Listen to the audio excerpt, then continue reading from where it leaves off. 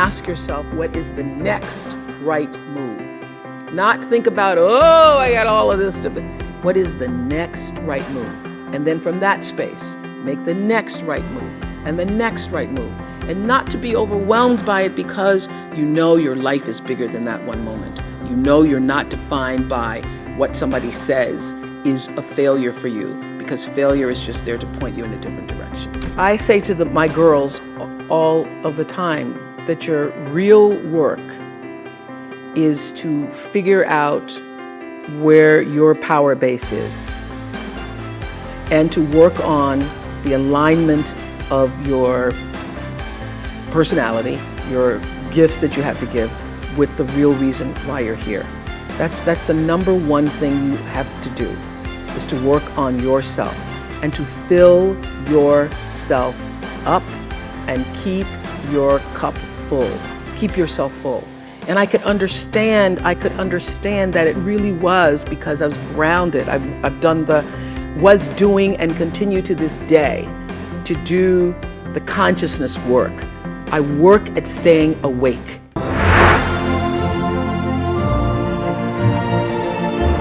If you look around you, you see leaders in positions of power, in politics, in media, in business, all of them with high IQs, great degrees, making terrible decisions. What is missing is not IQ, but wisdom. And today it's getting harder and harder to tap into our own wisdom, because we are all so hyper-connected to our devices, our screens, our social media, that we're having a hard time disconnecting from technology and reconnecting with ourselves. What I'm telling you is to regularly disconnect from technology, to regularly unplug and recharge in order to reconnect with ourselves and our own deepest wisdom.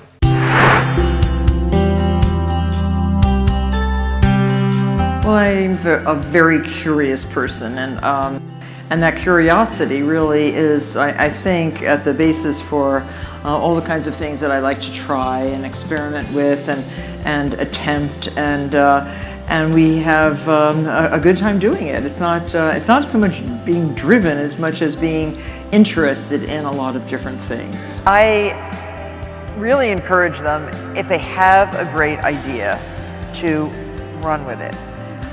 Find ways to finance, find ways to build, find ways to market. Every business has, and I don't like to think of things as obstacles all the time.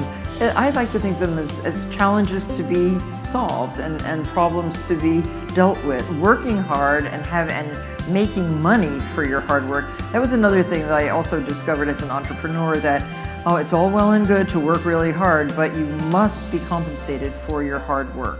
Actually, you see that a business is forming, that a business is being created, that you are actually being productive.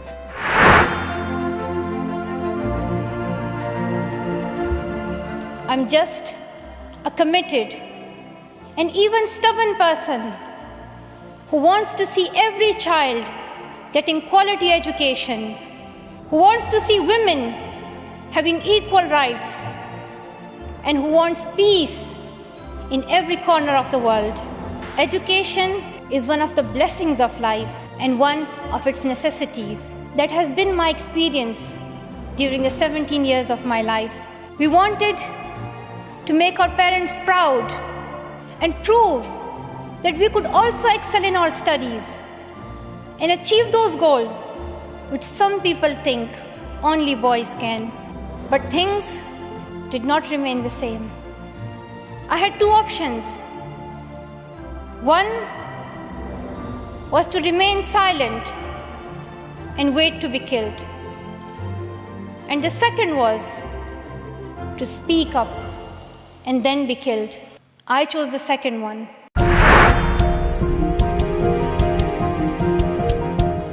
Ideas are the most vulnerable in their infancy. And the moment you have an idea, It's human nature to turn to your husband, your wife, your coworker, and tell them your idea. And out of love and concern, oftentimes people will tell you the 2 or 3 things that they think maybe you should consider, and it stops people a lot of times often right in their tracks. Failure for me became not trying versus the outcome.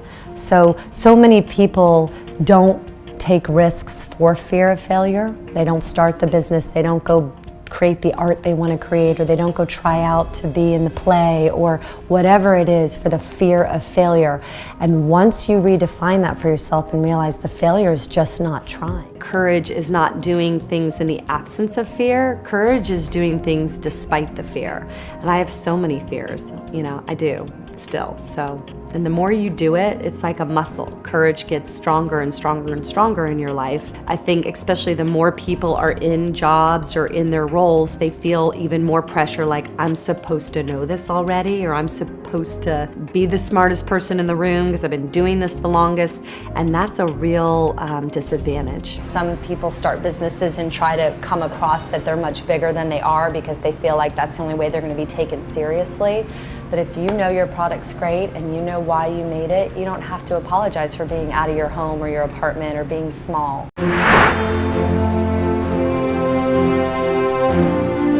The first is competency. I think anybody who wants to be a future leader should have a hip pocket skill that everybody looks at and says XYZ is the go-to person for that skill. Because unless you're really known for something and not just as a generalist, you don't stand out from the pack. But in order to be competent at something, you've got to be a lifelong student, because you've got to constantly refine your knowledge of that subject so that you remain ahead and abreast of everything that goes on in that field first. The second, I'd say, is courage and confidence. It's a pair. You can be very, very competent, but if you're not willing to speak out, if you're not willing to have the confidence based on your knowledge, what's the point, right? You just roll over. So courage and confidence are very important. The third is communication skills. You cannot overinvest in communication skills, written and oral communications, because as a leader, you constantly have to mobilize the troops. So I'd encourage all of you, invest in communication skills, critically important. The fourth skill I'd say is consistency. It's important that leaders are consistent. You can change your mind, but change your mind against a consistent framework, because if you're not consistent, people are always second guessing what you're doing. So be consistent. And the last skill is your compass. Integrity is critical in this job. You can be competent, you can be courageous, have confidence, be a great communicator, be consistent. But if you don't have integrity, if that compass doesn't point true north, everything comes crashing down, as we've seen in recent times. So again, it's the 5C model, and that's what I've operated against for all my life.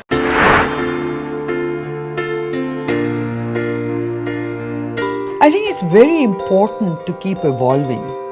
And I think when you have that kind of a mindset, then reinventing yourself or reinventing the business is a natural part of that process. You have to keep challenging the status quo. Discomforting as a girl to sort of even look at pursuing a career in brewing. But my father said to me, he says, why do you have that kind of perspective about brewing? Because brewing is the oldest biotechnology known to man. So, I think you should look at it as a science. I think you should look at it as a fermentation science.